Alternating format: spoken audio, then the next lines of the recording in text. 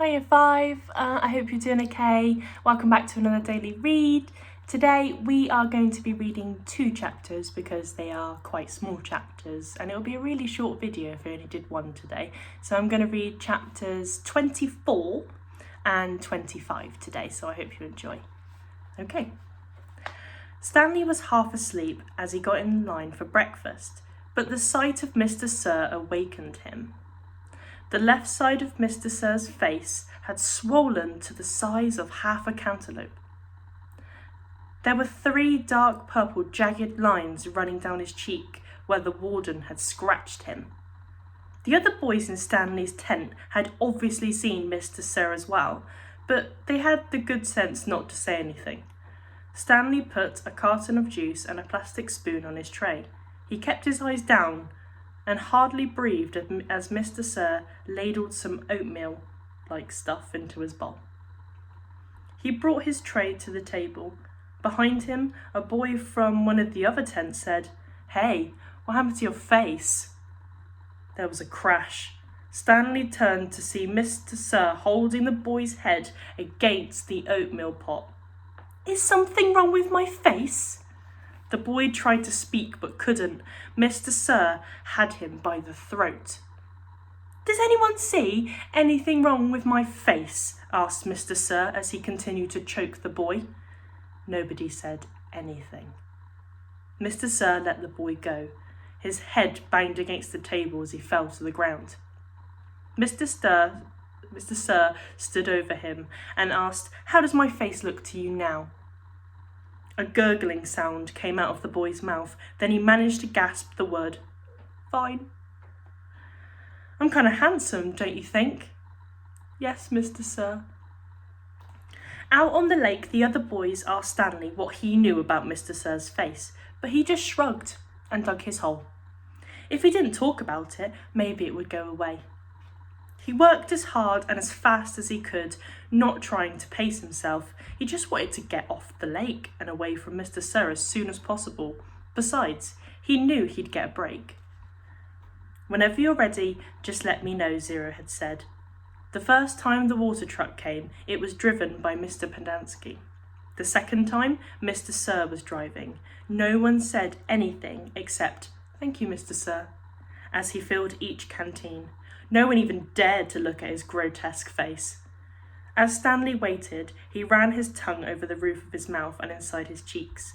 His mouth was dry and as parched as the lake. The bright sun reflected off the side mirror of the truck, and Stanley had to shield his eyes with his hand. "Thank you, Mr. Sir," said Magnet, as he took his canteen from him. "You thirsty, caveman?" Mr. Sir asked. "Yes, Mr. Sir," Stanley said, handing his canteen to him. Mr. Sir opened the nozzle and the water flowed out of the tank, but it did not go into Stanley's canteen. Instead, he held the canteen right next to the stream of water. Stanley watched the water splatter on the dirt, where it was quickly absorbed by the thirsty ground. Mr. Sir let the water run for about 30 seconds, then stopped. "You want more?" he asked. Stanley didn't say anything. Mr. Sir turned the water back on, and again Stanley watched it pour onto the dirt. "There, that should be plenty." He handed Stanley his empty canteen. Stanley stared at the dark spot on the ground, which quickly shrank before his eyes. "Thank you, Mr. Sir," he said. Chapter 25. There was a doctor in the town of Green Lake 110 years ago. His name was Dr. Hawthorne. And whenever people got sick, they would go see Dr. Hawthorne, but they would also see Sam, the onion man. "Onions, sweet, fresh onions," Sam would call, as he and his donkey, Mary Lou, would walk up and down the dirt roads of Green Lake. Mary Lou pulled a cart full of onions. Sam's onion field was somewhere on the other side of the lake. Once or twice a week, he would row across the lake and pick a new batch to fill the cart. Sam had big, strong arms, but it would still take all day for him to row across the lake and another day for him to return. Most of the time he would leave Mary Lou in a shed, which the Walkers let him use at no charge, but sometimes he would take Mary Lou on his boat with him. Sam claimed that Mary Lou was almost 50 years old, which was, and still is, extraordinarily old for a donkey.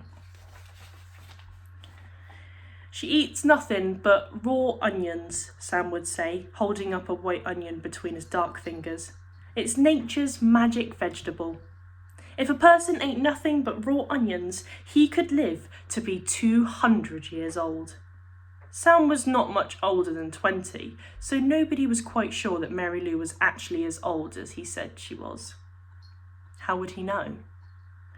Still, nobody ever argued with Sam, and whenever they were sick, they would go not only to Dr. Hawthorne, but also to Sam. Sam always gave me the same advice. Eat plenty of onions. He said that onions were good for digestion, the liver, the stomach, the lungs, the heart, and the brain. If you don't believe me, just look at old Mary Lou here. She's never been sick a day in her life. He also had many different ointments, lotions, syrups, and pastes, all made out of onion juice and different parts of the onion plant. This one cured asthma, the other one was for warts and pimples, another was a remedy for arthritis. He even had a special ointment which he claimed would cure baldness. Just rub it on your husband's head every night when he's sleeping, Mrs. Collingwood, and soon his hair will be as thick and as long as Mary Lou's tail. Doc Hawthorne did not resent Sam. The folks of Greenlake were afraid to take chances. They would get regular medicine from Doc Hawthorne and onion concoctions from Sam. After they got over their illness, no one could be sure, not even Doc Hawthorne, which of the two treatments had done the trick. Doc Hawthorne was almost completely bald, and in the morning his head often smelt like onions. Whenever Catherine Barlow bought onions, she always bought an extra one or two and would let Mary Lou eat them out of her hand. "Is something wrong?" Sam asked her one day as she was feeding Mary Lou. "You seem distracted." "Oh, just the weather," said Miss Catherine. "It looks like rain clouds moving in." "Me and Mary Lou, we like the rain," said Sam. "Oh, I like it fine," said Miss Catherine as she rubbed the donkey's rough hair on the top of its head. "It's just that the roof leaks in the schoolhouse." "I can fix that," said Sam. "What are you going to do?" Catherine joked. "Fill the holes with onion paste?" Sam laughed. "I'm good with my hands," he told her.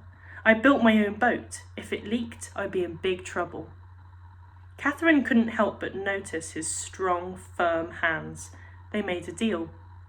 He agreed to fix the leaky roof in exchange for 6 jars of spiced peaches.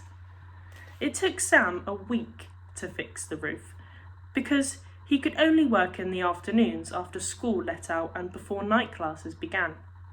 Sam wasn't allowed to attend classes because he was a Negro, but they let him fix the building.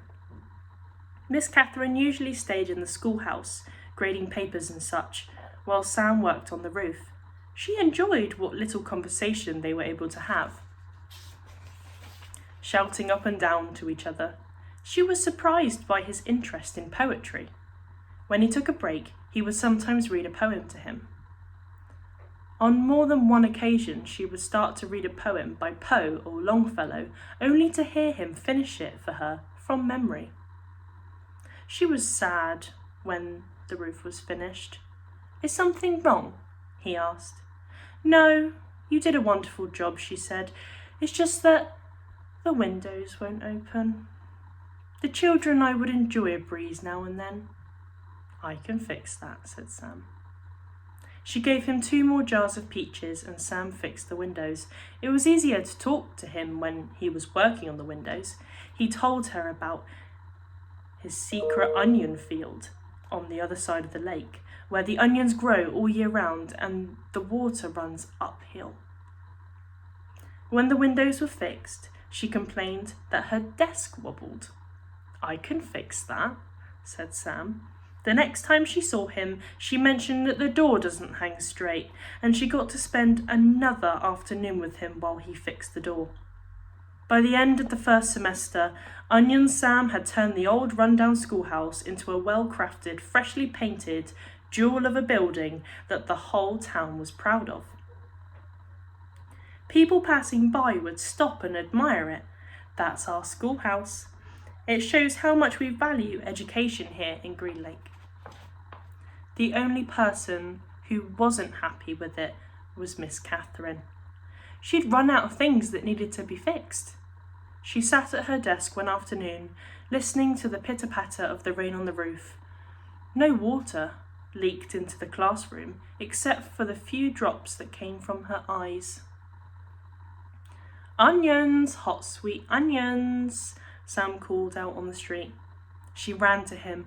She wanted to throw her arms around him, but couldn't bring herself to do it. Instead, she hugged Mary Lou's neck. "Is something wrong?" he asked her. "Oh, Sam," she said, "my heart is breaking." "I can fix that," said Sam. She turned to him. He took hold of both her hands and kissed her. Because of the rain, there was nobody else out on the street.